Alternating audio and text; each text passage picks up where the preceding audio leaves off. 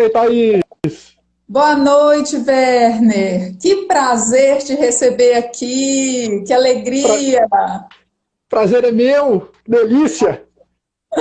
Que delícia. Deixa eu ver quem é que está entrando aqui. A Aline está entrando. Juliana. A Juliana até te conhece, ó. Nossa, milênios. Gente, deixa eu introduzir um pouquinho aqui. Eu e o Werner, nós nos conhecemos há muitos anos. E para quem não me conhece e está aqui entrando na live, meu nome é Thaís Freitas. Eu sou psicóloga e mentora, especialista em liderança e autoliderança.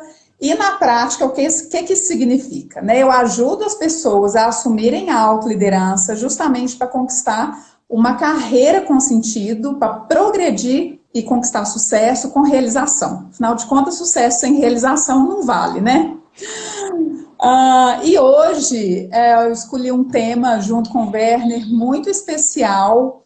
Chamei o Werner para falar a respeito da arte, no seguinte sentido: a arte nos ajuda a assumir as rédeas da nossa própria vida. Nossa, esse tema é lindo, né?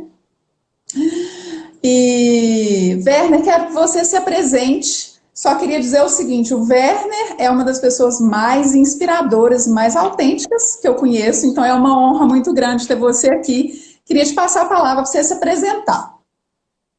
Ô, Thaís, obrigado, viu? Muito obrigado pelo convite. Como a Thaís falou, a gente já se conhece assim de longa data, realmente assim, longa data. E então, né, assim, a gente vai crescendo, cada um toma o seu caminho, né? Mas a Thaís, a gente se reconectou já há algum tempo, então fiquei super feliz com esse convite. Bom, eu sou músico de formação, né, sou percussionista da Orquestra Filarmônica de Minas Gerais. Eu também sou diretor artístico e regente da Orquestra Ovo, que é a Orquestra Voluntária de Belo Horizonte. É uma orquestra que foi criada em 2019 para dar oportunidade para centenas de jovens aqui na Grande Belo Horizonte, para que eles tenham uma formação orquestral de excelência. Mas já tem muitos anos também que eu sou empreendedor, eu tenho um projeto que chama Degustação Musical, é um ciclo de palestras onde eu faço uma interação das artes, diversas artes, não só a música, mas com temas como liderança, como inovação, como criatividade. Eu misturo a história, a filosofia, a ciência, o esporte, a música, enfim. Tudo que foi muito importante na minha formação. Eu sempre fui um fominha do conhecimento, então desde muito novo eu estudo várias coisas diferentes. Chegou um momento da minha vida que eu coloquei isso tudo num saco, sacudi, criei as degustações musicais e recentemente, já tem um ano e pouco, eu ampliei essas degustações musicais e eu tenho um curso chamado Arte e Desenvolvimento Pessoal. Também que é essa interação das artes para que a gente tenha mais sensibilidade nas nossas vidas e que a gente possa trazer essa sensibilidade para a rotina, para o dia a dia, né? Para a gente se enxergar melhor o outro e enxergar melhor o mundo que a gente vive. Pois é, eu tenho acompanhado assim, né, o seu crescimento e essa construção, né, tão autêntica, porque não é simplesmente ser músico. Você hoje é músico, você é regente de uma orquestra, você criou um curso, além disso, está aí nas redes sociais disseminando conhecimento. Então, é um exemplo também de uma carreira autêntica, né? Conta para nós um pouquinho, só para a gente introduzir o tema, como é que foi essa escolha de seguir uma carreira artística? Como é que foi isso? Quer dizer, lá na adolescência, conta para o pessoal que não te conhece, como que foi essa escolha? Então, eu primeiro que eu tive uma infância muito rica, assim, porque eu sou do interior, né? Eu sou de Patinga.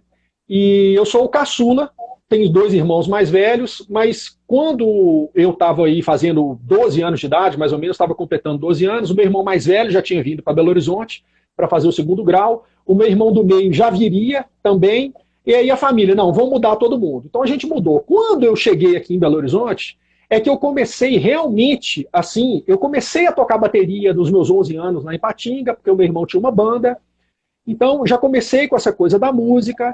Quando mudei para cá, eu comecei a estudar, assim, de verdade música, e entrei num time de basquete, comecei a jogar. Então, a minha adolescência, Thaís, duas coisas foram muito importantes na minha adolescência: esporte e a música. Você presenciou muito isso, né? O Sim. tanto que eu estudava. O De tanto que eu era perto, né? dedicado. De perto, é. A coisa era tão intensa, chegou no momento do meu segundo grau, eu tinha tantas paixões, eu gostava de tanta coisa, e eu tinha tantos compromissos, quer dizer, eu com 15, 16 anos de idade, eu tocava frequentemente, assim, com 4, 5 bandas diferentes, era atleta mesmo, de jogar em time, de treinar todo dia, de segunda a sábado e tal, aquela coisa. Mas o esporte, é porque é uma coisa importante que eu vou falar da minha formação, o esporte e a música, elas me deram algumas joias que eu lapidei, que eu guardo e que eu vou morrer com essas joias aí. Uma delas é a conexão na presença. Eu tenho um jargão que eu falo que eu estou conectado on life. A minha conexão é na vida. Eu estou on life. Por quê? Porque no esporte, se você não está conectado on life, se você não está na presença, a primeira coisa que acontece, o técnico te tira. Que fala assim, ô, você está com a cabeça onde? Você está voando, você não está aqui não, sai. E coloca outro no lugar. E na música, a mesma coisa. Se você está tocando com uma banda, não está ouvindo, não está dando atenção, você vai atrasar, você vai errar alguma coisa. Então, assim, o estado de presença, eu desenvolvi tanto isso que, como eu tinha muitos compromissos, eu me lembro direitinho que o meu segundo ano e o terceiro ano do ensino médio, antes de fazer o vestibular, eu aboli todos os meus cadernos. Eu entendi, é a coisa do autoconhecimento, né? Mesmo sendo diferente de tudo na época, que era uma escola tradicional, que a gente estudava, né, tudo dentro das caixinhas, né, eram números. Eu lembro que eu era sempre o número 41, 42, 19, 20, 41, 42, presente, entendeu? Né? A gente era tratado como números. Então, eu indo contra tudo aquilo dali, mas porque eu tinha essa coisa da presença e tinha uma certa autenticidade em assumir essas diferenças, eu abandonei todos os cadernos. Eu lembro, Thaís, que como eu sabia que eu só tinha aquelas 5 horas para poder estudar, porque a partir do momento que eu saísse do colégio, eu não ia poder fazer dever de casa, eu não ia ter tempo de estudar, porque eu tinha treino, eu tinha ensaio com banda, eu tinha show à noite. Aí o que, que eu fazia? Eu sentava assim, ó, no início da aula, e ficava assim, ó, 5 horas. Sem anotar nada ali, ó. O tempo que Absorvendo, né? eu sabia que aquele momento era o momento que eu tinha que aprender, para aprender, depois não ia dar mais. Né? E tinha uma certa frustração também, porque, olha, eu escrevia muita poesia, eu era apaixonado por literatura nessa época, eu era apaixonado por física. Você fez letras, inclusive, Fiz né? letras, Música nunca foi uma opção. Então, assim, na época do meu vestibular, que eu queria fazer um monte de coisa, eu conversei com alguns profissionais das áreas que eu tinha vontade de fazer, e alguns falavam assim, olha, cara, essa profissão aqui, se você escolher, bicho, a música vai ter que virar hobby, cara, porque você vai ter que se dedicar demais, taranadá. Aí, ó, cortava. Então a música, para mim, ela sempre foi, quer dizer, eu trabalho profissionalmente com música desde que eu tenho 13 anos de idade. Com 13 anos de idade eu já tocava na noite, já ganhava dinheiro tocando. Então nunca era uma... E eu já fui te ver tocando na noite várias vezes. Então nunca foi para mim, a música sempre esteve ali. O que foi difícil para mim foi decidir entre a música e o basquete. Chegou num momento da vida que eu tive que decidir. Eu tinha 16 anos também, eu tive que decidir, bati um papo com o técnico, ele colocou algumas condições para mim e eu falei, sinto muito, tive que largar. Então a música, ela nunca foi uma opção de hobby para mim. Como eu sempre fui assim apaixonado por diversas áreas do conhecimento diferente, assim, eu falei assim, bom, eu vou fazer o curso de letras porque não tinha a graduação, o bacharelado em percussão. Eu era baterista, né? Sim. Eu vou fazer o curso de letras porque é um curso muito abrangente, principalmente os primeiros anos. Tem o ciclo básico, a gente estuda um monte de coisas, né, nos primeiros anos ali, fui para letras. Quando eu estava no quinto período, teve uma greve gigante no UFMG. Aí, em 98, inaugurou o bacharelado em percussão na UFMG, veio um professor de São Paulo, eu tranquei minha matrícula, estudei e fiz a reopção em 99, eu entrei para a música e finalmente em 2002, 2003 eu me formei em percussão, né? Mas assim, sempre com essa visão de que não era uma frustração, porque assim, eu vou fazer tudo mais ou menos, né? Eu vou ser um poeta medíocre, eu vou ser um músico medíocre, eu vou ser um jogador de basquete medíocre, né? Eu vou ser um filósofo medíocre, porque eu sempre estudei muita filosofia também. Mas eu venci isso na escola de música. Eu tive um professor chamado João Gabriel Marques Fonseca, ele foi professor da Faculdade de Medicina e da Faculdade de Música, concomitantemente no UFMG, um cara que eu gosto demais. Eu entendi que eu poderia fazer algo de relevante desde que eu conectasse todas essas minhas paixões.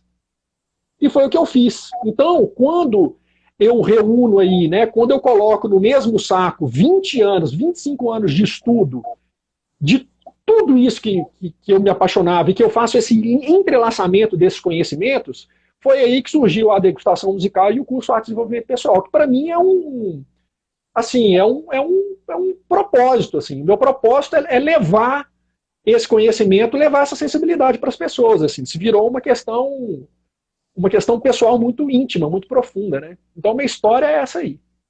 Não, fantástica.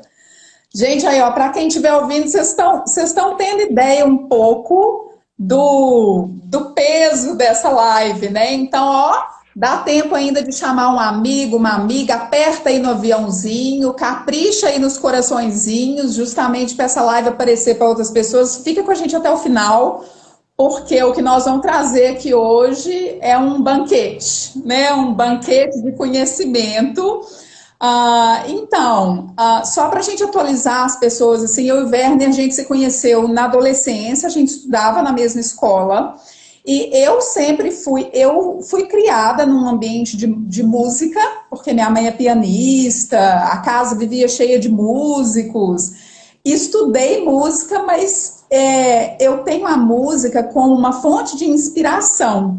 Eu entendi que a música não era para mim no sentido assim, eu vou tocar um instrumento. Engraçado que eu tive esse insight muito cedo. Eu fiz coral, estudei piano, estudei violoncelo. É como se fosse assim, eu experimentei algumas coisas e falei, meu propósito não está aí. É uma paixão, mas o meu propósito não está aí. Eu tive esse insight. E eu e o Werner, eu sempre fui muito ligada com a coisa do filosofar sobre a vida, pensar sobre a vida. E uma das coisas que sempre me incomodou era uma visão muito superficial, né? Das pessoas de uma forma geral, independente da idade. E eu e o Werner, a gente tinha altos papos, né, Werner? Tipo assim, papos profundos mesmo, a respeito de uma visão de mundo, a respeito de tudo, da vida do ser humano, de escolhas, né? Então, os nossos papos sempre foram, assim, recheados de profundidade, né? Eu sempre vi em você uma pessoa que tinha um olhar muito profundo sobre as coisas, né? E um background também maravilhoso, né? Sua mãe sempre participou do Ars Nova, não foi? Cantora no Ars Nova, lembro da banda do seu irmão, enfim. É muita história para contar. Mas vamos trazer o pessoal aqui para esse tema hoje. Eu queria dividir com você o seguinte. O ano passado eu fiz 10 anos trabalhando com desenvolvimento de liderança e desenvolvimento de carreira. E aí, eu comecei a mergulhar muito profundamente, assim, pesquisar mesmo alguns temas, e eu descobri que, na verdade, eu estava trabalhando a autoliderança das pessoas. Então, autoliderança é uma palavra que eu trouxe recentemente. Eu comecei a pesquisar sobre isso, pesquisar a psicologia da liderança, da autoliderança, e aí eu falei, gente, sabe quando você lê um texto e você fala assim, eu já faço isso? Né? Então teve aquela identificação que a minha trajetória foi justamente unir psicologia e gestão, que é assim, a profundidade da psicologia, a visão do indivíduo, né? E a estratégia da gestão, sabe? Então aí nisso eu fui cair na liderança, mas desenvolvendo líderes, eu percebi que eu estava trabalhando a autoliderança, e aí eu comecei a dar esse tom, né, para essa conversa da autoliderança. E aí, Werner, o que eu recebo, né, ao longo desses 10 anos? Eu tenho 2 perfis muito interessantes na mentoria. Um perfil de pessoas que realmente passam por uma crise na carreira, né? Que pode estar num cargo de liderança ou não, mas passa assim por aquele momento de crise. Ou a crise dos 40, ou a crise dos 30, pode dar o nome que for. Mas aquele momento que a pessoa fala assim, eu preciso fazer uma mudança, e a pessoa fica até um pouco perdida, né? Então, isso é muito, muito nítido, esse perfil. Quem tem aí um amigo que está passando por isso, uma amiga, fica muito nítido para as pessoas. Nossa, fulano está um pouco perdido, né? Mesmo se está trabalhando, se tem emprego, ou até com o próprio negócio. A pessoa está Uhum. em um momento que está precisando de uma revisão profunda. E o outro perfil, Werner, é muito forte, porque não aparenta que a pessoa está vivendo uma crise, que a pessoa está perdida, que a pessoa deixou de assumir o comando, soltou as rédeas, ou deixou de assumir o comando da própria vida, da própria carreira, a pessoa nem percebe quando fez isso. São os profissionais que têm muito sucesso, conquistaram tudo no sentido material. Prestígio, cargo, sucesso, às vezes até empresários ou profissionais que estão crescendo dentro de grandes empresas multinacionais, mas que interiormente estão profundamente infelizes. Então, é uma maquiagem de que tudo está bem. E essa coisa de estar internamente infelizes, poucas pessoas sabem. Então, eles me relatam assim, são homens, mulheres que me relatam assim, nossa, eu estou falando aqui coisa que meu chefe não pode nem escutar, ou então, meu sócio nem sonha, sabe?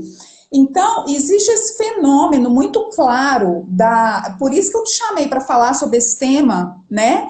De assumir as rédeas da própria vida conectado com a arte. Nós vamos chegar lá. Queria primeiro apresentar essa questão, sabe? Isso existe, isso é muito mais comum do que a gente imagina. O perdido todo mundo identifica, o adolescente, adulto perdido.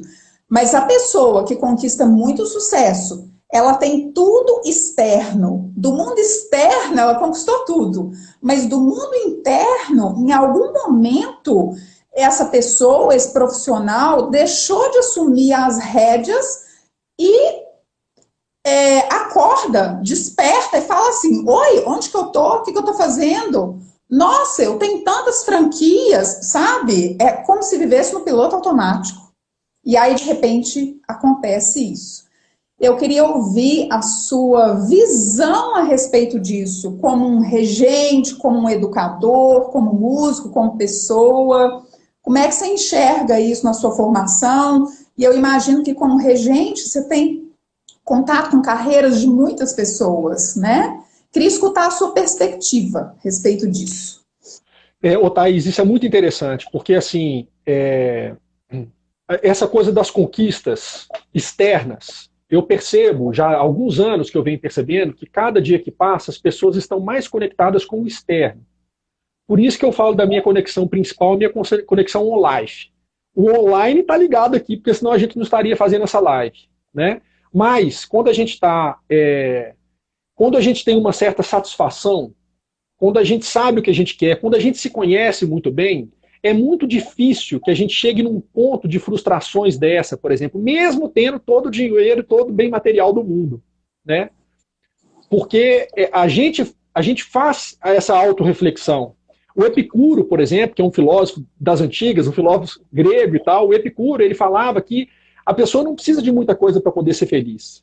Então, de alguns pontos que ele colocava para a felicidade, três coisas sempre me chamou muita atenção. Uma coisa é a amizade. Né? Você tem que ter amigos, bons amigos, pessoas com quem você vai compartilhar as coisas. Quer dizer, é o estado do coletivo. Que não é só você e o seu umbigo, é o compartilhar. Né? Então, a amizade ele coloca nesse ponto. Ele coloca de uma vida bem refletida. Você tem que fazer um trabalho de autoconsciência, você tem que fazer um trabalho de reflexão sobre quem você é. Né? O que você está fazendo aqui? É um que eu tô, um que eu vou, quem que eu sou, né? Do mineiro. Né? E a outra coisa, você tem que ter uma certa autossuficiência. Aí a autossuficiência, para a gente pensar nos gregos lá antes de Cristo, entendeu? É diferente do que a gente pensar hoje, mas você tem uma autonomia na sua escolha profissional, você tem autonomia na sua carreira. Quer dizer, a sua carreira te permite com que você tenha uma liberdade financeira, por exemplo, isso é maravilhoso. Né? Isso é maravilhoso. Você pode... Agora, isso é maravilhoso desde que você tenha essas outras duas coisas, que você esteja integrado no coletivo, você tenha essa vida um pouco mais autorrefletida. E o que eu percebo é que as pessoas estão muito no externo, elas estão muito no externo, estão se dedicando pouco a elas próprias. Né? Então, por exemplo, A Ovo foi criada em outubro de 2019, nós fizemos um primeiro concerto em dezembro de 2019. No início de 2020, eu já tinha conseguido 2 datas na Sala Minas Gerais, para a gente fazer mais 2 concertos, no primeiro semestre e no segundo semestre. Eu já tinha conseguido dinheiro para fazer o concerto do primeiro semestre. Chegou em março, pandemia. Não. A gente fez uma série de atividades online com os meninos, mas eu percebi que essas atividades que a gente estava fazendo, eu trouxe gente de tudo quanto é lugar, assim, de palestras, pessoas para poder falar com eles ali, e a quantidade de participantes, de músicos da UF começou a cair. Chegou no momento que eu tive que mandar mensagem de WhatsApp, tipo assim, olha, o palestrante já tá, vocês não vão entrar e tal. Entraram 2 meninos. E eu cancelei o restante. E eu conversei com um deles depois, um amigo, né, que ele toca na Ovo, um jovem, e olha que coisa interessante, Thaís, porque eu achava que essa coisa, assim, de uma angústia, de uma ansiedade, de você não conseguir resolver essas questões, e de estar tudo de cabeça para baixo, a gente não tem perspectiva do futuro, o que vai acontecer, o que não vai acontecer. Eu achei que uma coisa que ia chegar muito nessa geração nossa, que é uma geração já mais madura, que tem muitas responsabilidades, tem muitas coisas, o que vai acontecer? Putz, eu tenho 2 filhos, você tem uma filha, né? Aquela coisa toda. De repente, eu vi o tanto que esses meninos aí de 20 e poucos anos de idade estavam muito perdidos. Estavam muito mais perdidos, estavam muito mais ansiosos, estavam muito mais angustiados que a gente. E eu comecei a sacar que era por causa disso. Porque eu acho que eles entraram num automatismo. E esse automatismo, ele quebrou um monte de coisa. Ele quebrou uma possibilidade de você olhar para dentro de verdade. Ele quebrou uma conexão com você mesmo. É como se a gente estivesse fora da gente. Entendeu? Então, isso para mim não tem idade. Depois dessa referência, eu passei a entender que isso não tem idade. Isso é para o jovem, isso é para o meio jovem, isso é para o meio velho, isso é para o velho, isso é para o muito velho.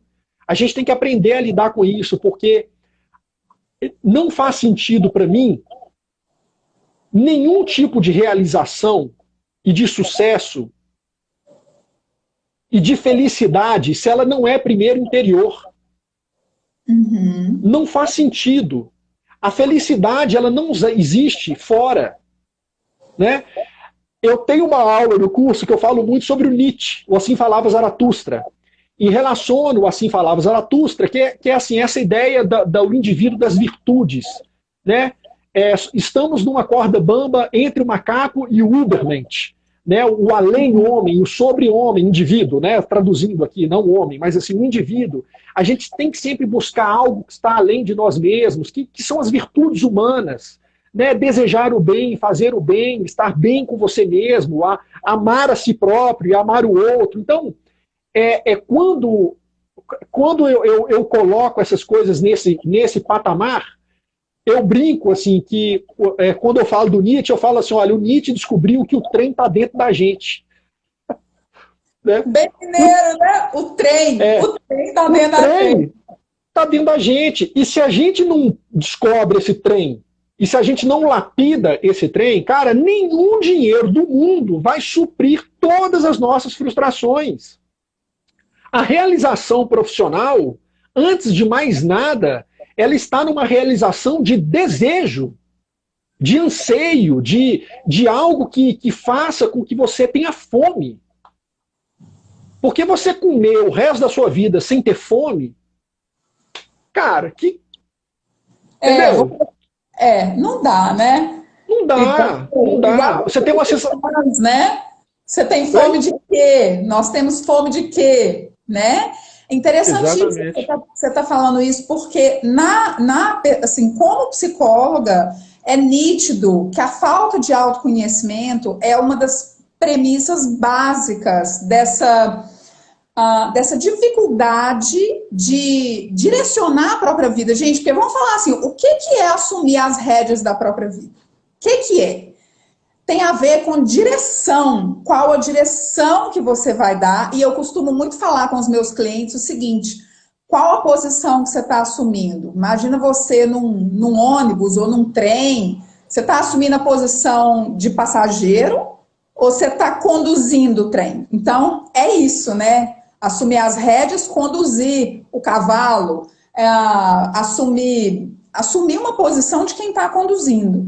Então, tem momentos na vida que a gente assume, sim, a posição de passageiro, e isso é ótimo, isso faz parte. Quando a gente, por exemplo, está aprendendo, quando a gente está diante de um mestre, de um mentor, a gente está, né, aprendendo, absorvendo. Deixa eu ficar aqui na posição de passageira, é tão gostoso, né? Mas delegar isso, a própria vida, as escolhas centrais, né? Delegar a direção que você vai dar para a própria vida, para a própria carreira, para a sua felicidade, é aí que a gente não pode delegar, é aí que a gente não pode ficar como passageiro de jeito nenhum. E estar na posição de passageiro é mais comum do que a gente imagina, né? Quando eu vejo muitas pessoas que estão em cargos muito altos e estão extremamente infelizes, em algum momento elas se deixaram, permitiram que a empresa, ou que o chefe, ou que o sócio tomasse essas decisões, sem imprimir a sua marca pessoal nessas decisões, né?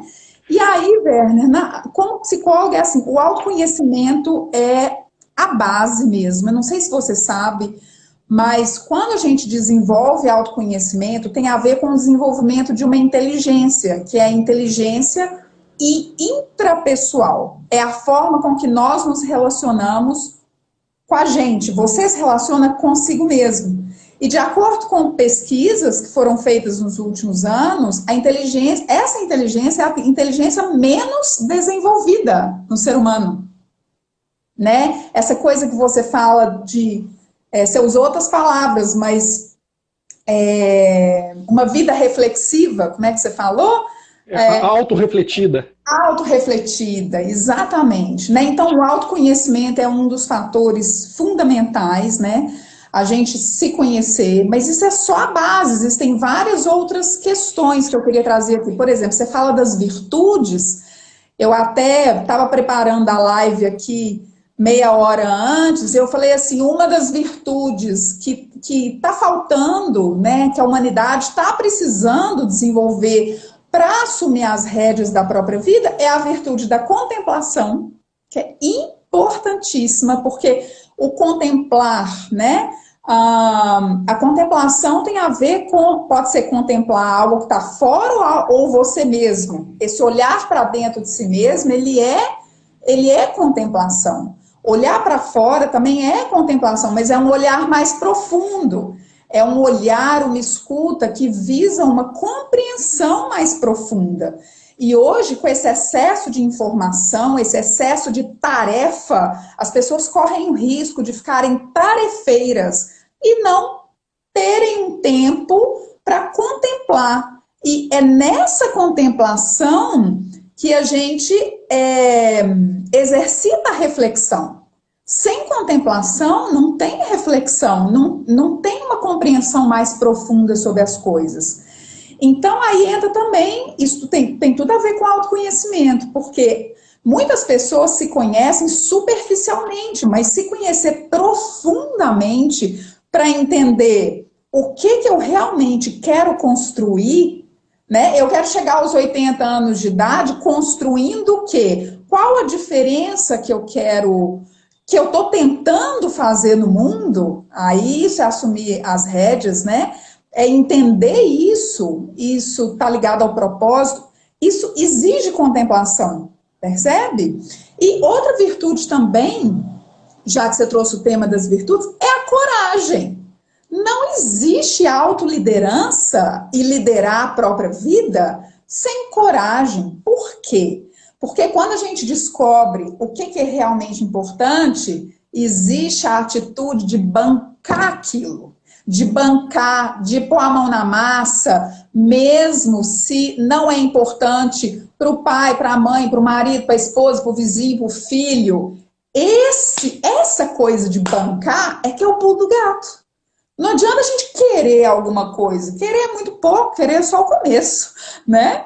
A gente precisa bancar. E é aí que vai muito além do autoconhecimento. Não adianta você só saber o que é importante para você.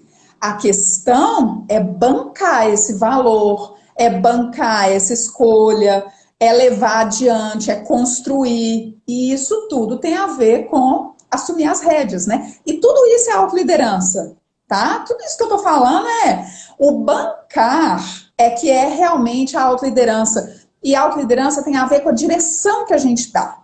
Então, autoconhecimento é você se conhecer, mas a pessoa pode se conhecer e não assumir essa direção, entendeu? Ok, então quando você fala da sua escolha de carreira, quando você fala assim, bem novinho, e você fala assim, puxa vida, não tava dando mais tanta dedicação na música e tanta dedicação no esporte. Eu vou ter que escolher alguma coisa. Então, é se posicionar diante da vida. E essa é a parte difícil.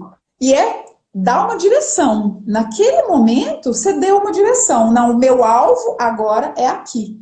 E aí tem muito trabalho também, né? Que é conquistar o seu lugar ao sol nesse processo, construir algo que faça sentido para você. Quer dizer, aí é que o trabalho começa. Né? Então, isso tudo são preliminares, justamente para a gente atingir uma realização que faça sentido para você, né? Então, olha só, você está aí hoje com palestra, concurso e tal, mas olha quanta coisa você caminhou para chegar nesse ponto. Foram quantos anos, né? De trabalho, de dedicação e tudo. Então, queria te perguntar o seguinte, agora, onde que, na sua visão, qual que é o papel da arte nisso tudo? Então, Thaís, olha que interessante. Só voltando um pouco, você falou, eu vou falar do papel da arte, mas assim, eu estava falando num determinado momento dessa questão da liderança que a gente associa muito ao maestro, né? Então, que eu estava ali como maestro da Orquestra Ovo. Essa questão do propósito, do valor, da direção que você está falando, ela é tão importante que, por exemplo, como músico da Filarmônica, eu sou um percussionista da Filarmônica. Então tem o maestro Fábio Mequest, tem toda a orquestra, né? E tem um percussionista ali. Eu faço parte ali daquela orquestra. Mesmo em obras que eu toco pouquíssimo, você tem uma sinfonia de 40 minutos. Aí lá no último movimento, o percussionista fica lá sentadinho durante 3 movimentos. Nos últimos 10 minutos de música, depois de 30 minutos que você está sentado, você levanta e vai tocar umas notas no triângulo. Triângulo. Tim, tim, tim, tim, tim. Aquele triângulo. Tá? Todo mundo, não é o triângulo de criança, de brinquedo. É um triângulo assim, que tem uma técnica para tocar, tem uma maneira de tocar, né, a dinâmica, se vai ser piano, se vai ser forte, o tempo que você vai tocar, tem tudo aquilo dali. Mas assim, a grande questão que nesse ponto, que é um ponto que eu estou muito mais ali como passageiro sentado do que lá na frente da máquina do trem, né, dando a direção para o trem, que é o maestro que vai fazer isso, mas assim, que ali eu estou dentro de um coletivo que cada figura nesse coletivo é importante. Ah, mas tem uma questão do ego, do músico, tem, qualquer empresa tem, na orquestra também tem. Né, um ego, um cara que faz cara feia quando o outro toca errado, alguma coisa assim. Mas tem uma questão, Thaís, que na orquestra eu acho bacana, em algumas orquestras, e eu posso falar pela Filarmônica, é que o propósito e a missão, seja do músico que é maestro, seja do músico que é percussionista, seja do músico que é o solista que está tocando piano ali, que está tocando violino, é transformar positivamente a vida daquela pessoa que está ouvindo. Então existe uma compreensão do coletivo onde todas aquelas partes ali são importantes para que essa transformação seja construída. Uhum. Eu não fico pensando nas contas que eu tenho que estar pagando, no problema que eu tive, não sei o quê, naqueles 30 minutos que eu estou sentado esperando. Eu estou focado ali, porque aquela música não só está transformando aquelas pessoas que estão ouvindo, mas está me transformando também, porque naquele momento eu sou apreciador. Eu sou apreciador e eu sou executante ao mesmo tempo. Quando eu levanto para tocar aqueles triângulos ali, eu estou profundamente conectado ali na música. Eu estou profundamente conectado com aquele valor, com aquela missão, com aquele propósito. Então eu queria colocar isso porque a perspectiva do coletivo, ela é o lugar da arte para mim. Quando a gente pensa o que a arte tem a ver com isso, e eu penso na vida do Beethoven, por exemplo, aqui ó, tem um Beethoven aqui, ó. E tem uma pintura do Beethoven aqui também, ó. Beethoven Aham. foi um cara, bicho, que ele comeu o pão que o diabo amassou. A infância dele foi uma porcaria. As pessoas colocam ele no pedestal, mas quando eu conto sobre a infância dele, o que ele passou, o pai dele era alcoólatra, entendeu? Batia nele, Nossa. colocava ele para estudar assim 8, 10 horas de piano obrigado por dia. 99% das pessoas comuns, se tivessem passado o que Beethoven passou pela infância, teria abandonado, nunca mais ia querer saber de música da vida. Mas quando Uhum. ele tinha 26 anos de idade, ele já estava percebendo, olha só, ele já era um compositor, ele era um pianista de sucesso, ele começou a perceber que ele estava ficando surdo com 26 anos de idade, e ele escreve no diário dele assim: coragem, apesar de Oh, todas as falhas do corpo, o meu talento deve triunfar. É preciso que este ano revele um homem completo, não deve ficar mais nada a fazer. oh, que lindo. Olha o trem que esse cara tinha dentro dele. Entendeu? Ele tinha um desejo de virtude. Beethoven, ele Uhum. nasceu num espírito ali da Revolução Francesa, da igualdade, fraternidade, liberdade. Essa palavra liberdade e fraternidade, essas duas palavras eram muito importantes para ele. Ele tinha consciência, ele acreditava conscientemente que a música dele seria capaz de transformar a humanidade. Que jovem hoje, com 26 anos de idade, que tem um propósito de vida que é transformar a humanidade por meio de sua arte. E ele fez isso. Agora, a arte está nesse lugar, que é um lugar muito poderoso, porque é o lugar da contemplação, que a gente valoriza muito pouco, mas são essas pessoas que contemplam e essas pessoas que refletem, são essas pessoas que se tornam referência. Einstein é um caso disso. Einstein, a mãe dele era pianista, estava ligada à música, deu um violino para ele quando ele era criança. Quando ele estava debruçado ali nos cálculos matemáticos, imaginando uma pessoa sentada numa estação de trem, cai um raio no mesmo momento que a pessoa que está dentro do trem passa, essa coisa toda da teoria da relatividade geral e depois da relatividade especial que ele criou, os momentos que ele debruçava, que ele estudava, e que aí era o momento de contemplação, que ele parava e relaxava, que ele respirava para que o conhecimento todo assentasse, eram os momentos que ele pegava o violino e começava a tocar. Ele fala na biografia dele, muitos momentos de clarividência que eu tive, daqueles momentos que eu entendi o que eu estava criando, eram os momentos que eu estava tocando violino. E Olha aí a que lindo. metáfora mais precisa que eu tenho para isso, Thaís, é a seguinte pergunta. Você vai saber responder fácil. Nós, adultos, a gente já parou de crescer fisiologicamente. Eu cheguei numa determinada altura e parei de crescer, não cresço mais. Você não cresce mais, né, em centímetros. Uhum. Agora, as crianças crescem, desde que a gente nasce até aí os 18 anos de idade, a pessoa, o indivíduo vai crescer. Qual é o momento que fisiologicamente ela cresce, a criança cresce? Qual é o momento? O momento que a mágica acontece e a pessoa cresce. Você Ao sabe longo da qual é esse momento? primeira infância toda, sim. Oi? Estou te escutando, é porque cortou um pouquinho, Ixi, eu não estou te mas ao ouvindo. longo Você da está me primeira ouvindo? infância toda. Eu parei de Infância, te ouvir. adolescência. Ixi! Eu Ai, parei de ai, te ouvir. ai. Parou, sério? Ao vivo é assim, né, gente?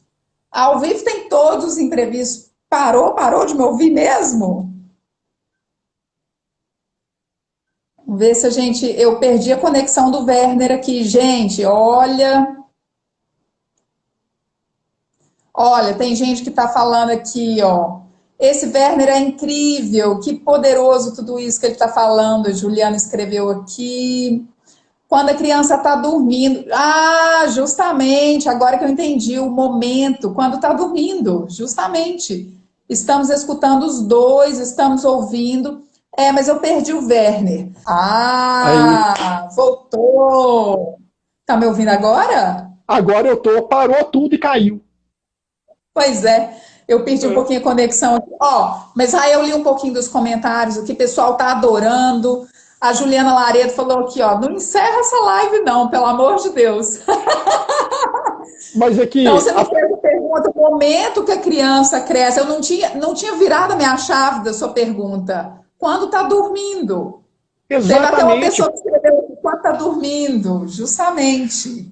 É no repouso que a gente cresce, é no repouso que a gente amadurece. Então, a arte, para mim, quando você pergunta da arte, Thaís, a arte está nesse lugar da contemplação. O Guimarães Rosa tem uma frase dele num conto que se chama Um Espelho. Tem um momento que ele fala assim: tudo, aliás, é a ponta de um mistério, inclusive os fatos ou a ausência deles. Duvida? Quando nada acontece, há um milagre que não estamos vendo. Esse milagre que acontece aí no nada, na fruição, no vazio, na contemplação, esse é o lugar da arte. E esse lugar é muito mais poderoso que a gente imagina. Todos esses grandes pensadores, todas essas pessoas que estavam lá dando direcionamento para o trem, todas essas pessoas que estão à frente, que estão fazendo, todas elas têm essa conexão com a contemplação, com a reflexão, porque se não é isso, elas não conseguem passar de um determinado patamar de realização. Em qualquer campo profissional, não tem jeito. Ela precisa desse tempo para amadurecer. O amadurecimento, ele está aí. É esse estado. O Einstein tem uma outra frase sobre intuição fantástica. Ele fala assim, quando pergunta para ele o que é intuição, né, porque ele era muito imaginativo, ele imaginava ele tinha imagens e depois ele corria atrás para poder decifrar aquela imagem, né? As teorias que ele criou foram assim, foram dessa maneira. Imagina uma pessoa que está subindo no elevador, mas ela está de pendurada e não sei o que, era tudo de jeito, era tudo viagem que ele tinha. Olha só que fantástico. E quando perguntava assim, mas era uma intuição que você tinha? O que era que te dava esse start para você pensar nisso? Ele falou assim, olha, a intuição para mim nada mais, nada menos que o resultado de um tempo profundamente imerso no trabalho. Então, quer dizer, é só porque ele teve momentos de muito trabalho, de muita elucubração, como é que fala, gente? Racional, dos pensamentos. Aí, no momento que ele para, que ele deixa fruir, que ele deixa amadurecer, é que a intuição ali está preparada. É como se a gente fosse uma antena parabólica que está captando tudo que está aqui com essa antena parabólica. Mas que todo dia você limpa a antena parabólica, coloca uma peça, coloca uma coisinha. Quer dizer, a nossa antena parabólica tem que estar preparada e ela se prepara com muito esforço. É com muito esforço daquele nosso ofício que a gente tem, é que a gente consegue estar preparado para ter os grandes insights. Um grande insight não cai do nada, não. Ele exige muito esforço. Né? Então, assim, eu aprendi isso muito com a arte, com a apreciação artística. Eu não estou falando como músico, nas horas que eu me dedicava por dia, estudando e depois na faculdade, não. Na apreciação. Quando a gente aprecia, a gente se conecta com aquela obra, seja uma pintura, seja uma música, quando a gente traz aquela percepção sensorial para dentro da gente e a gente trabalha aquele sentimento, a gente trabalha aquela emoção, e isso é um processo de autoconhecimento, a gente começa a conectar isso com a nossa rotina, com a nossa vida. Porque, em última análise, aí eu paro de falar, eu falo demais. Em última análise, Thaís, ótimo. Para mim é o seguinte: estar mais preparado, estar mais presente e conhecer mais, por exemplo, a vida de Beethoven, a gente vai sentir mais prazer ao ouvir Beethoven? Vai. Mas a gente vai aprender a ouvir melhor o outro. A gente vai poder aprender a ouvir melhor o mundo que a gente vive. A gente desenvolver a nossa percepção periférica, coisa que eu ouvia lá no basquete o tempo inteiro, o técnico falando, tem que ter visão periférica, tem que ter visão de jogo. Quanto mais eu amplio essa visão periférica, mais eu vou sentir prazer ao apreciar um pôr do sol? Vou. Mas isso vai me preparar para poder enxergar além. Essas coisas estão juntas e elas devem estar juntas. Agora, a gente tem que se esforçar para poder conquistar essa liberdade, conquistar essa sensibilidade. Porque senão a gente fica naquele papel passivo de passageiro que está recebendo tudo e não está fazendo nada em termos de esforço. E aí a vida vai passar. Quando você viu, você já está indo embora, entendeu? Justamente, tem uma outra coisa, quando você fala do esforço, é o seguinte, a arte, assim, o que você falou me tocou de uma forma tão profunda, porque é justamente o papel que a arte tem na minha vida. Eu já tive, assim, várias experiências. Teve uma vez que eu fui ver uma apresentação do Grupo Corpo, e eu entrei, eu estava esgotada, eu estava cansada. Eu lembro que eu fui direto do trabalho, eu peguei um trânsito super puxado e eu falei, não, hoje é que eu preciso mesmo, né? Deixa eu ir porque hoje eu preciso mesmo. Werner, eu lembro que foi tão impactante, eu senti um alinhamento, sabe? Então, eu acho assim, tem uma sinergia que acontece ali. É claro que se você for ver uma apresentação e pega o celular, pega o WhatsApp, isso não vai acontecer. Mas para quem está entregue para aquele momento, eu me lembro que eu fiquei, para quem se entrega, para quem se abre, né? É uma abertura, se permite, justamente. Eu lembro que eu saí outra pessoa. E é claro que isso mexe. O que eu ia trazer? Pegando o fio da meada aí. Tem uma outra questão que incomoda muitas pessoas, porque também não é só o lado bom. A arte, ampliando a nossa percepção, ampliando o nosso olhar, a nossa sensação, a percepção de uma forma geral, a gente também vai entrar em contato com os nossos sentimentos desagradáveis, com algo que está incomodando, né? Essa contemplação, a gente também vai entrar em contato com coisas que não são só coisas boas, né? E muitas pessoas evitam isso. Então, ficar no superficial é como se fosse assim, tem esse ganho, né? Mas que na verdade não é ganho, porque só cresce quem se aprofunda, só aprende quem se aprofunda, só vence uma crise quem se aprofunda, né? Só conquista a realização quem se aprofunda. Então, essa pessoa evita o ruim, né? Porque olha só, na visão da psicologia isso é muito claro. Como que a gente evita o ruim? A gente evita consumindo remédio, consumindo muita televisão, entendeu? A gente faz de tudo para se distrair do que está acontecendo aqui dentro. A gente não quer olhar para dentro, né? Então vamos supor, um amigo te machucou, ou o seu casamento não tá bom, ou a sua profissão não tá boa. Se você não olhar para isso, para essa angústia, não é fácil olhar para a angústia, quais são as formas que a gente vai ter para não olhar? Os subterfúgios. Eu vou tomar um remedinho para dormir, eu posso tomar também um remedinho para acordar, porque já que tomou remedinho para dormir, às vezes também vai tomar um remedinho para acordar, né? Eu vou sair para fazer compra, porque sair para fazer compra é aquela alucinação, né? Aquele prazer imediato. Enfim, tem várias formas de consumo, né? Ou eu vou comer muito, enfim, vou fazer de tudo para não olhar para o que eu estou sentindo, para não me perceber, só que as pessoas perdem a grande oportunidade de se conhecerem melhor, de entender o que está por trás daquele sentimento. E o principal, Werner, que eu trabalho muito no meu trabalho, eu faço um trabalho muito focado, a autoliderança está muito linkada a dizer sim a você mesmo. Então, assumir as rédeas passa por dizer sim para você mesmo. E o que muitas vezes acontece? As pessoas dizem sim para o mundo lá fora, né? Sim para o que é dito como certo socialmente e negam a si mesmo. Todo sim que você está dizendo para fora, para a sociedade, que não está conectado com um sim para você, você está se deixando de lado, você está dizendo não para você mesmo.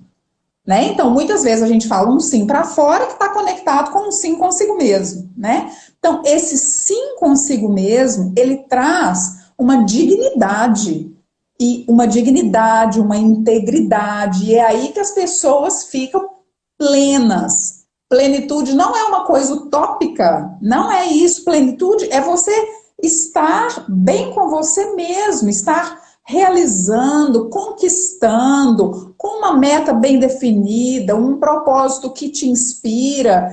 Essa conexão, né, dá essa sensação de, nossa, eu estou vivendo uma vida plena, uma vida de riqueza interior.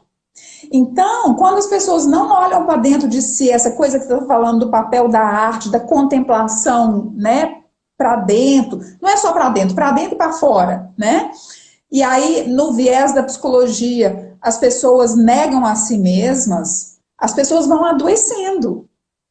Então, o adoecimento é esse o caminho. Se vocês que estão escutando aqui, gente, se quer adoecer, ter doença psicossomática, começa a falar não para si mesmo.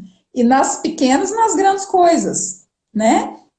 Eu queria trazer uma coisa bonita aqui também, que é o seguinte, na hora que você estava falando da contemplação e desse estado da criação, né? Seja de Einstein, seja de Beethoven, tem um psicólogo que fala do estado flow, né? Mas isso dá tema para outra live. A contemplação, em muitos momentos de mentoria, eu explico para os clientes o seguinte: você consegue contemplar a si mesmo? A contemplação é o oposto da crítica. Então, olha só, quando a gente vai contemplar uma obra de arte, contemplar uma música, contemplar o pôr do sol, por exemplo, né? Ninguém fica olhando o pôr do sol falando assim, nossa, ali devia estar mais laranja. Nossa, aqui devia estar mais roxinho, né? Uma pessoa que olha, ou então pega uma poesia e fala assim, nossa, aqui eu não gostei. A pessoa, então, se as pessoas fazem isso, elas não estão contemplando, né? Essa autocrítica. E para a gente desenvolver autoconhecimento, autoliderança, precisa exercer essa força da contemplação.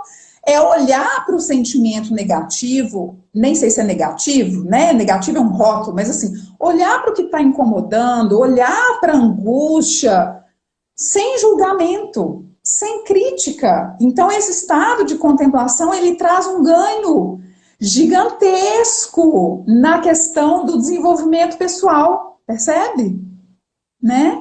Eu acho lindo, e o papel da arte, fiquei arrepiada na hora que você estava falando, porque a minha conexão com a arte não é de tocar um instrumento, é mesmo de admiração. Eu nem sou uma entendedora do assunto, é uma conexão, é literalmente uma conexão, não passa muito pelo racional, passa pelo sentir a arte, buscar inspiração na arte, me encontrar através da arte. Nossa, eu fico até... É muito tocante isso, né? Eu acho que é um presente, né? Eu acho que a arte é um presente, né?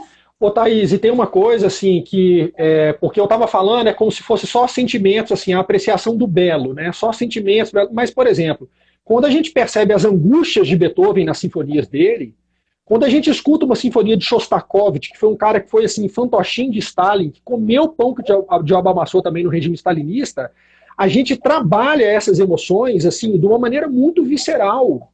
E você tocou num ponto muito importante, que quando você fala do viés da psicologia, no viés da filosofia, por exemplo, a gente tem o maior pessimista da história, que é o Arthur Schopenhauer, e o Schopenhauer fala o seguinte, olha, eu não concordo com ele, mas a visão dele é assim, a gente só aprende, a gente só amadurece quando a gente está no buraco. A alegria não presta para nada, não. É o sofrimento que faz a gente crescer. Então, assim, em certo sentido, ele tem razão. Em certo sentido, ele tem razão, porque muitos momentos que eu passei na minha vida, que foram momentos assim de transmutação, de ressignificação, de superação, foi porque eu estava numa crise violenta antes. E se eu não tivesse olhado para dentro e tivesse trabalhado isso assim, com vontade, eu não teria superado. Então, nesse sentido, Schopenhauer ele tem razão. Quer dizer, se amadurece, se cresce muito na dor. Thaís, eu me lembro, eu acho que a gente não era mais da mesma sala, mas eu me lembro de um professor que eu tive de matemática, eu tinha 15 anos, eu estava no primeiro ano do ensino médio. Era uma aula de matemática, um professor super caladão, esses caras que entram da aula assim, fala pouco, não era muito de fazer brincadeira, não promove, né? Aí o que aconteceu? Eu não sei, eu não entendi, mas teve um momento que ele parou a aula e falou assim, pessoal, eu quero falar uma coisa aqui para vocês. Ele deve ter sacado alguma coisa que estava acontecendo na turma, não sei, não sei. Ele falou assim, eu quero falar uma coisa aqui para vocês, muito séria.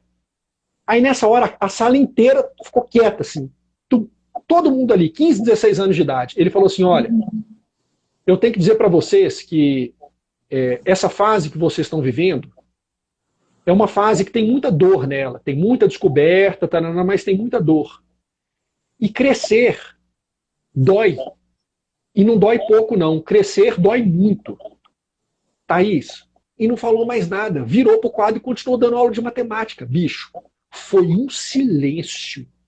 Até o cara terminar a aula dele, ninguém falou mais nada. Eu nunca vou esquecer desse trem. Até hoje eu não sei por que esse cara, ele sabia de alguma coisa ali.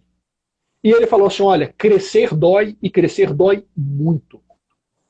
Então é isso, não é fácil superar essas barreiras. Então, a gente tem esses vieses todos aí, né, no âmbito da psicologia, no âmbito da filosofia. Agora, a gente tem que entender que isso é uma realidade que nós vamos passar por ela.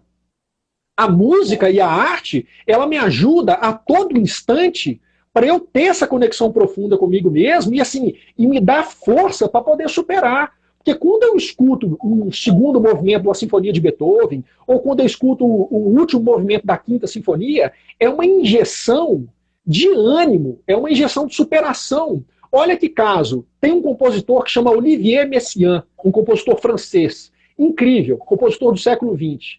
Esse cara, ele foi enfermeiro de guerra durante a Segunda Guerra Mundial. Rapidinho que ele entrou para a guerra, eu acho que em 1939, ele já foi capturado pelos alemães e ficou num campo de concentração nazista no sudoeste da Polônia. Ele e mais 5.000 prisioneiros. 5.000 prisioneiros nesse campo de concentração. Ele era músico, compositor. Esses campos de concentração eram, assim, bairros destruídos, né? Então, tinha ali um piano de armário que tinha algumas cordas arrebentadas, tinha um cello que um nazista que vigiava ali sabia que ele era músico, deu papel e deu lápis para ele poder compor, né? Facilitou um pouco a vida dele ali dentro. Ele fez uma composição, Thaís, de 40 minutos que se chama o Quarteto para o Fim do Tempo. É uma música para piano, clarinete, violoncelo com 3 cordas só, porque o violoncelo que eles arrumaram lá no meio da guerra só tinha 3 cordas, e violino. Esse cara escreveu essa música dentro do campo de concentração e eles fizeram a estreia dentro do campo de concentração. Nossa! Eles fizeram a estreia em janeiro de 1941. Imagina janeiro na Polônia, um frio do cacete que não estava rolando, 5.000 pessoas ouvindo a estreia daquela música. Essa música transformou a vida dessas 5.000 pessoas. Tem depoimentos dessa audição que você não acredita. Porque as pessoas morriam diariamente, às dezenas ali naquele momento. E de repente, quando o Messiaen fez essa obra, e que se tornou um ícone do século XX, e estreou essa obra lá, os depoimentos de pessoas, depois com 90 anos de idade, que estavam ali naquele momento, falaram assim, olha, aquilo dali deu sentido para a minha vida. Eu só sobrevivi à Segunda Guerra por causa daquilo. O que é isso? É a contemplação. É a reflexão. É o olhar para dentro. O que o Messiaen fez foi um ato heróico. Com a arte. Ele colocou as pessoas num lugar assim, olha, estamos todos aqui, mas nós somos muito mais fortes do que isso que a gente está passando, e nós vamos sobreviver. E sobreviveram. Esse estado, ele tem muito mais significado, ele tem muito mais poder do que a gente imagina. Só que as pessoas que estão muito acostumadas aí com essa visão racional do mundo, né, de que a compreensão do todo é a soma separada das partes, tem muita dificuldade de entender o poder que tem nisso. E isso está dentro da gente. Eu até anotei aqui, eu fiz uma colinha aqui, E tem esse aspecto aí que você falou, anotei que estava olhando aqui agora mesmo, ó, isso aqui é importante. Além da questão da falta de autoconhecimento, parará, né, das questões aí da psicologia que eu falei, do não dizer sim a si mesmo, né, tem a questão da visão reducionista. Então, para a gente Uhum. caminhar aí para o final da live, vamos falar um pouquinho a respeito disso, assim, visão reducionista, que eu digo, ampla, visão reducionista a respeito do homem, a respeito da vida, a respeito do trabalho, por exemplo, a minha área, que é muito o trabalho, né, que eu ajudo as pessoas a progredirem profissionalmente, alinhadas com os próprios valores, para trazer realização e tal. É, gente, até hoje, o trabalho é visto de uma forma muito assim, eu vou trabalhar para ganhar dinheiro, né? O trabalho é muito mais do que isso. Claro que vai ganhar dinheiro, sim, mas é a mesma coisa da gente escolher uma casa ou um apartamento por causa de um motivo, sabe? Ou só por causa da rua, ou por causa da localização. A gente olha várias coisas, né? Então, o trabalho, né, numa visão muito mais ampla, é uma forma de expressar o seu potencial, né? É uma forma de buscar realização, é uma forma de conectar com o seu propósito. O trabalho é uma troca que nós temos com o mundo. Olha só, nós temos talentos, habilidades, um tipo de inteligência, cada pessoa tem inteligências predominantes, né? Inclusive existe a inteligência musical, né? E o que nós vamos fazer com esses talentos, com essas habilidades? Então, nós produzimos, utilizando, expressando, não é nem utilizando a palavra, é expressando esses talentos, essas habilidades, e é isso que a gente doa para o mundo. Então, né? É isso que a gente coloca para o mundo. E a gente recebe algo em troca. Esse algo em troca é reconhecimento, dinheiro, é uma série de coisas, né? A alegria das outras pessoas, enfim. Então, e a visão reducionista, olhar o trabalho só como uma forma de ganhar dinheiro, tipo assim, gente, isso tem que acabar, né? Então, essa questão da visão reducionista, quer dizer, queria que você trouxesse uma mensagem a respeito disso, porque a sua carreira, inclusive, não só a respeito da arte, mas você é uma pessoa que trouxe, tipo assim, que rompeu com essas barreiras, né, da visão cartesiana, da visão reducionista e construiu uma carreira totalmente fora da caixa, né, vamos pensar assim. Então, fala para o pessoal que está aqui ouvindo e qual que é o recado que você tem para dar, sabe, Werner? Acho que é muito importante isso.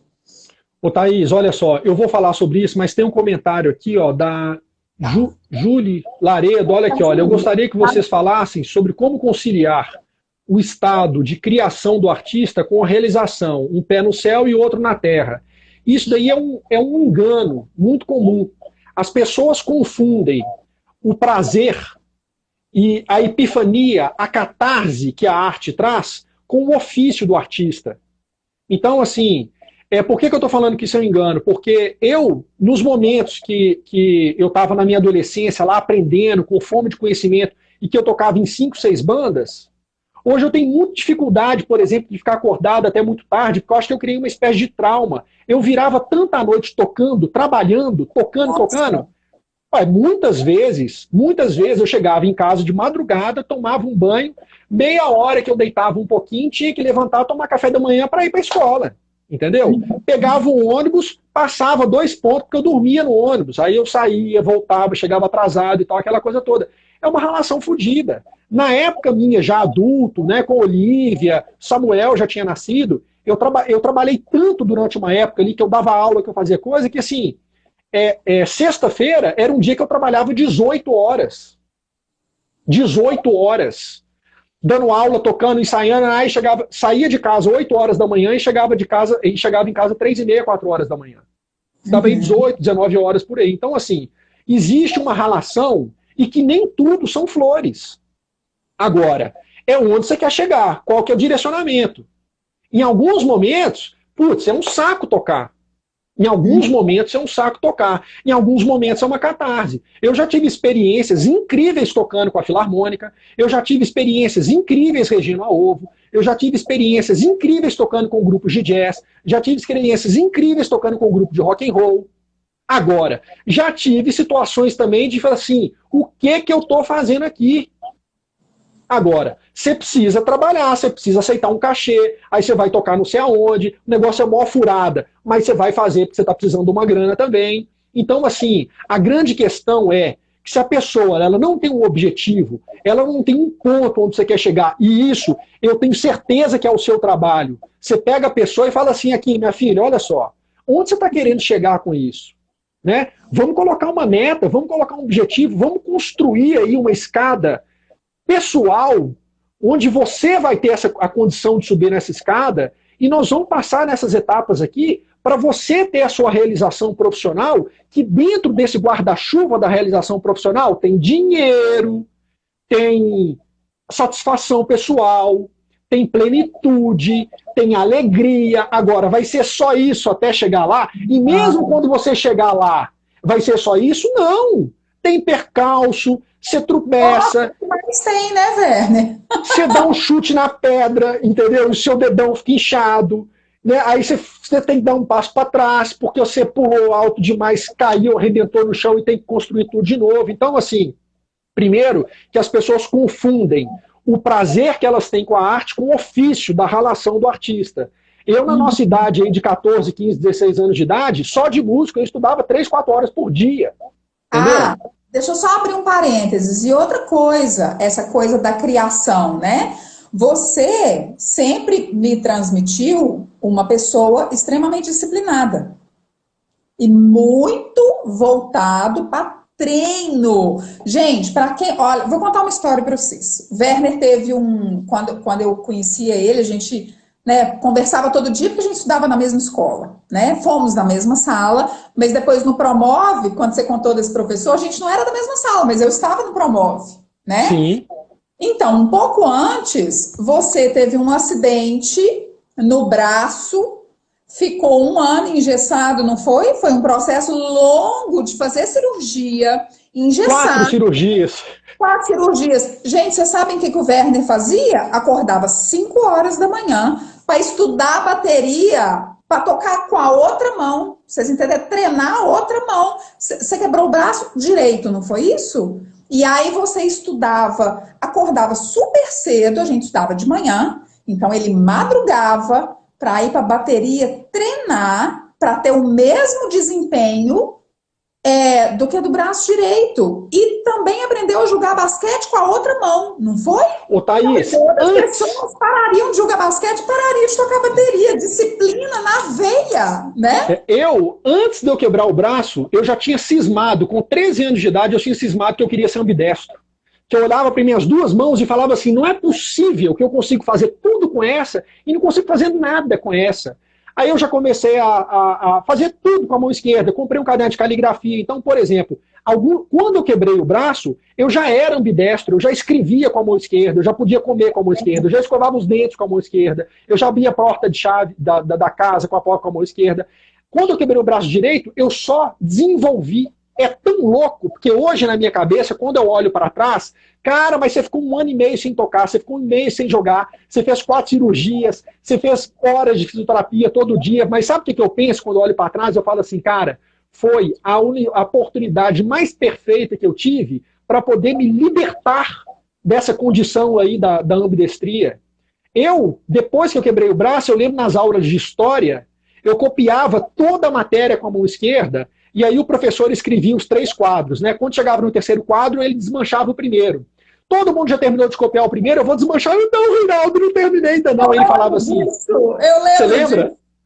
O Reinaldo virou para mim e falou assim, Werner, eu espero o tempo que você quiser, porque você está aqui copiando toda a disciplina da aula com a mão esquerda. Eu nunca vi isso na minha vida. Eu te espero. Quando você terminar de copiar, você me fala que eu apago. Olha que reconhecimento, Thais, de um professor. Entendeu? Eu tenho contato com o Reinaldo até muito pouco tempo. Reinaldo ia lá, mora, enfim, faz parte do... Lembro direitinho, professor de história. Werner, isso aí que você está contando, essa história sua de ter quebrado o braço e tal, eu vou vencer essa. Quer dizer, na verdade, você fez o limão uma limonada, né? Isso é assumir as rédeas. Isso é o Exatamente. papel de protagonismo, né? Olha só, você tinha tudo ali para ficar reclamando, um adolescente reclamão, né? Uai, mas não é? Reclamando e até desistir e na sua jornada falar assim, eu tocava muito bem bateria, mas eu tive que fazer não sei quantas cirurgias, E você fez justamente o contrário. Eu não me lembro de ter visto reclamando dessa situação nenhuma vez e eu te encontrava todo dia, né? Então, eu estou falando isso aqui porque isso faz parte. Eu dou uma palestra sobre protagonismo, né? E na verdade, assumir as rédeas da própria vida é protagonismo. A gente só colocou uma outra palavra. E uma das questões que faz parte do protagonismo, assumir as rédeas, é justamente a pessoa não se colocar no papel de vítima. Em nenhum momento você se colocou no papel de vítima. Muito pelo contrário, você aprimorou outras habilidades. Né? Eu lembro que eu achei isso fantástico, eu observei isso na época. Falei, gente, esse meu amigo é muito fora da curva.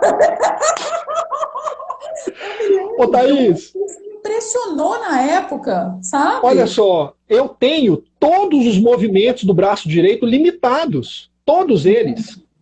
Todos os movimentos de pulso limitados. Eu nunca reclamei desse negócio, entendeu? Eu tenho que fazer um alongamento, eu não posso estudar muito tempo, porque a mão direita cobra. Quando eu vou fazer pilates, tem alguns exercícios que o professor sabe que eu não consigo fazer, porque tem uma série de sequelas, entendeu? Agora aqui, olha, posso falar um palavrão? Ó, não vou Pode falar palavrão ver. aqui, ó. Banana para essas sequelas, entendeu? Banana para esse trem. Esse negócio não vai me impedir de nada, não. De jeito nenhum. Então, quando a gente fala assim, qual que é o recado que eu quero dar?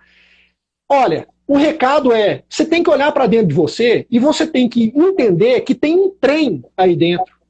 E esse trem é um trem incrível.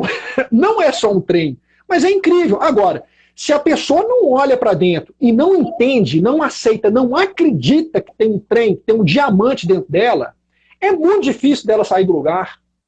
Então, mas o diamante está muito escondidinho, está muito sujo, nem parece um diamante. Então você vai lá, pega esse diamante. Primeira coisa, acredita que ele é um diamante. Aí você vai polir, polir, polir. É a disciplina, é a disciplina. Enquanto isso, você vai pensar o que, que eu quero, qual que é o meu objetivo. Você vai polir. Aí uma hora você vai ver um brilhozinho, você vai falar assim, não é que é um diamante? Aí daí a 5 anos, daí a 10 anos, você vai estar com aquela coisa bonitona. E aí com aquela coisa bonitona, você vai querer ir além com ela, entendeu? Ah, mas peraí, agora que eu tenho esse negócio bonitona, eu senti que aqui do lado tem outro. E você vai ver que você não tem um diamante, você tem mais de um. Então, Thaís, eu acho que a questão é que é difícil encontrar uma palavra para isso. Eu gosto de usar a palavra fome. É difícil falar em fome, porque eu nunca senti fome na minha vida. E que deve ser uma coisa horrível. Mas se a pessoa não tem fome de viver, se ela não tem fome, ela não tem desejo em realizar alguma coisa, eu acho que ela tem que buscar um meio de descobrir esse desejo, de descobrir o que é esse trem que ela tem dentro dela, porque isso daí para mim é um magma, isso é o fundamental. E ela tem que ter um olhar positivo na vida. Ela tem que olhar essas coisas com positividade, ela tem que entender assim, que exige esforço. Ah, eu vi uma palestra de um músico lá, pô, ser músico é uma maravilha, entendeu? Tipo assim, às vezes eu brinco, quando a pessoa é muito, como é que ela é muito, às vezes, assim, mal educada, ou quando ela é muito incisiva, de que o músico não faz nada e tal, tal, tal, eu pergunto assim, você tem quantos anos de profissão? Vamos supor, o cara é engenheiro. Ah, eu tenho 10 anos de profissão. Ah, então tá. Então eu vou te falar uma coisa. Você ficou 5 anos na faculdade de engenharia e você tem mais 10 anos de profissão. Então vamos pensar que são 10, 15 anos aí de estudo, não é? Eu falo para a pessoa assim, olha, eu com 19 anos, eu já devia ter estudado mais música do que você estudou nesses seus 15 anos aí de profissão e de estudo na faculdade. Eu não tenho dúvida. Eu com 20 anos de idade, eu tinha mais tempo de bunda sentado na cadeira estudando música do que você vai ter quando você morrer com 50 anos de profissão. Então, assim, que papo que é esse? São escolhas. São escolhas. Né?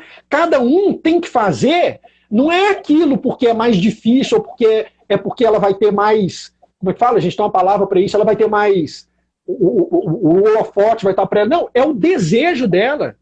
Se a pessoa deseja ser engenheiro, se a pessoa deseja ser médico, se ela deseja ser músico, se ela deseja ser qualquer coisa, bicho, ela tem que correr atrás desse desejo dela. Eu acho que o protagonismo, o tomar as rédeas para a própria vida, ela tem que ter necessariamente um desejo por trás. Porque senão você não tem motivo para poder correr atrás daquilo dali. Né? Sim, Você tem que descobrir esse negócio. É um fogo, né? Um fogo. Um fogo. E é uma coisa que as pessoas não sabem explicar por quê, gente. Não tem que explicar por quê, não. Tem que ficar preocupado assim. com explicar por quê, não. É aquela coisa que te move. E outra coisa, Werner, que eu falo muito com as pessoas que passam pela minha mentoria, esquece esse negócio do que eu gosto. Esquece isso, tira isso da sua cabeça. É muito mais do que o que você gosta. Gente, muito eu adoro cozinhar e jamais levaria cozinhar para a vida profissional. É muito mais. É uma coisa visceral, quase. Por exemplo, eu com comportamento humano. Gente, eu sou obcecada com isso.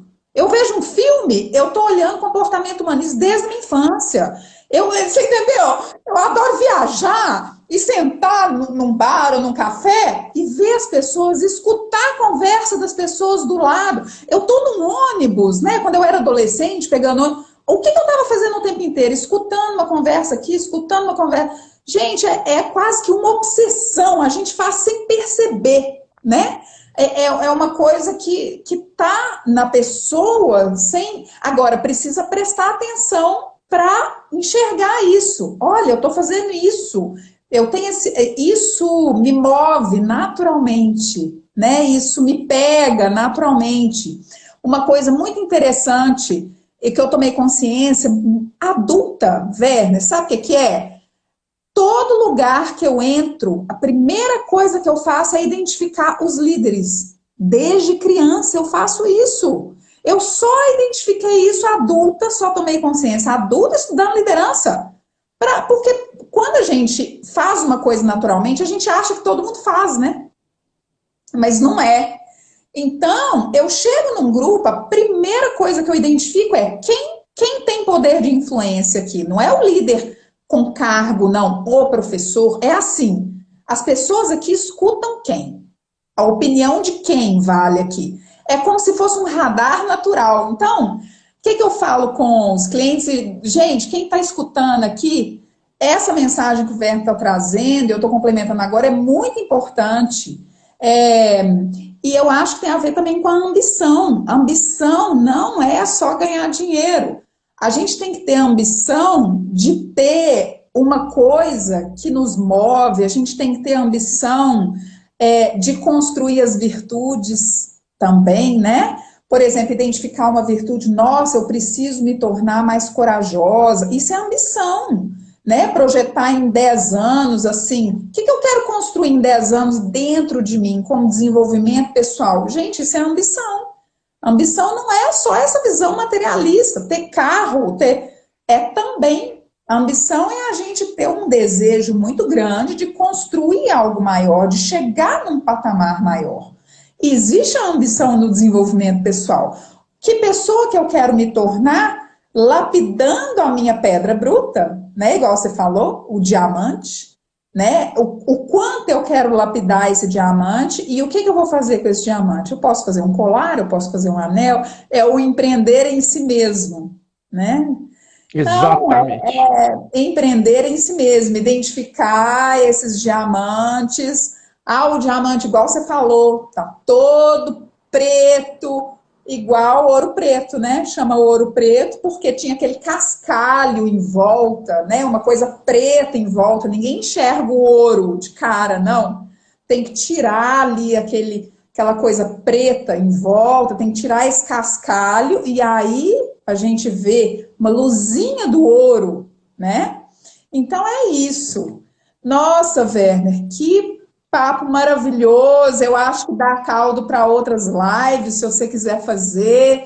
Quero te agradecer muito por essa entrega, pelo seu tempo, mas não só pelo seu tempo, por essa presença, né, para estar compartilhando aí a sua jornada, as suas ideias, as suas pérolas. E quero agradecer muito a presença de todas as pessoas aqui. Nossa, mas teve muita gente bacana aqui, muitos comentários. Aguardamos vocês na próxima live. Você quer dar uma última mensagem, Werner? A Quero respeito do seu agradecer. curso, inscrição para o próximo curso, fala um pouquinho sobre isso. Então, o curso Arte e Desenvolvimento Pessoal, na verdade eu vou fazer agora nas próximas semanas uma jornada chamada Jornada Arte e Encantamento, que vai ser exatamente isso. Um pouco do que a gente conversou aqui está tudo lá nessa jornada, vai ser uma jornada 100% gratuita, 100% online. Então é só me seguir nas redes sociais, Werner_Silveira no Instagram, tem o meu canal do YouTube lá, Werner Silveira, Facebook, LinkedIn, e nas redes sociais eu vou postar, né, como será a inscrição para essa jornada, vou falar mais do curso Arte e Desenvolvimento Pessoal. Quero te agradecer muito, Thaís, assim, foi um prazer, estou disponível para fazer quantas lives você quiser. É sempre muito bom assim conversar com você sobre esses assuntos que são tão relevantes. E eu acho que a última coisa que eu quero falar é quando você fala que tem esse cascalho, que o ouro está lá dentro, né, da cidade, você falou da cidade de Ouro Preto. Para mim, essa metáfora para o mundo que a gente vive hoje. O mundo tem um cascalho, tem uma crosta, a gente tem que quebrar essa crosta para poder enxergar com mais profundidade os nossos próprios valores. É aí que a gente vai encontrar o ouro. Eu acho que essa daí era o que eu queria, né, deixar o meu tchau, o meu agradecimento para todo mundo aí com essas palavras. Muito obrigado, Thaís. Eu que agradeço. E nós desenvolvemos trabalhos em áreas diferentes, mas acabou que tem uma conexão super forte, né? Do protagonismo, da contemplação. Foi um prazer muito grande. Um beijo grande. Muito obrigada, pessoal. Até a próxima. Bom domingo. Tchau, tchau.